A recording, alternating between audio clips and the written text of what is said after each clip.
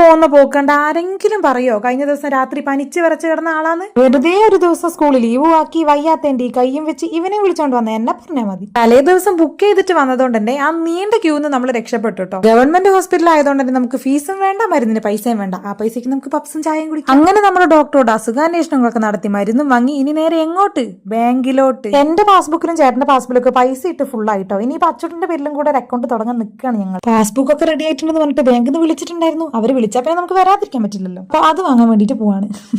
അതൊന്നും അല്ല കേട്ടോ, നമ്മളെ സ്കൂളിലെ ഈ ഗ്രാൻഡിന്റെ കാര്യം ഞാൻ നിങ്ങളോട് പറഞ്ഞിട്ടുണ്ടായിരുന്നില്ലേ? അപ്പോൾ അതിന് വേണ്ടി നമ്മുടെ അച്ചൂട്ടൻ്റെ അക്കൗണ്ട് ബുക്കൊക്കെ വേണം. അപ്പോൾ അത് ശരിയായിട്ടുണ്ട്. അപ്പോൾ അത് വാങ്ങാൻ വേണ്ടി പോവാണ് കേട്ടോ. ഇനിയിപ്പോൾ നമ്മൾ അതെടുത്ത് അതിൻ്റെ കോപ്പിയൊക്കെ വാങ്ങി നമുക്ക് നേരെ സ്കൂളിൽ കൊണ്ടുപോയി കൊടുക്കണം. എന്നാലേ നമുക്ക് ഈ ഗ്രാൻഡ് പാസ്സാവുള്ളൂ. സ്കൂളിൽ പോക്കൊക്കെ ചടപടയെന്നായിരുന്നു. അതുകൊണ്ട് നമുക്ക് വീഡിയോ ഒന്നും എടുക്കാൻ പറ്റിയില്ല. അങ്ങനെ നമ്മൾ ആ പരിപാടിയൊക്കെ കഴിഞ്ഞതിന് ശേഷം നേരെ വീട്ടിലേക്ക് പോകാനുള്ള ബസ്സും കാത്ത് നിൽക്കാം കേട്ടോ. അപ്പോൾ അതാ ഒരു റാലി പോകുന്നു. എന്തിൻ്റെയാന്ന് മനസ്സിലായില്ല. നല്ല കഠിനമായ വിശപ്പുണ്ടായിരുന്നു. പക്ഷെ അപ്പോഴത്തേക്ക് നമ്മുടെ ബസ് വന്നിട്ടുണ്ടായിരുന്നു. നമ്മൾ ചാടി ബസ് കയറി. പക്ഷെ നമ്മൾ വിടുവോ? തിന്നാനുള്ള സാധനങ്ങളൊക്കെ വാങ്ങിയിട്ടുണ്ട്.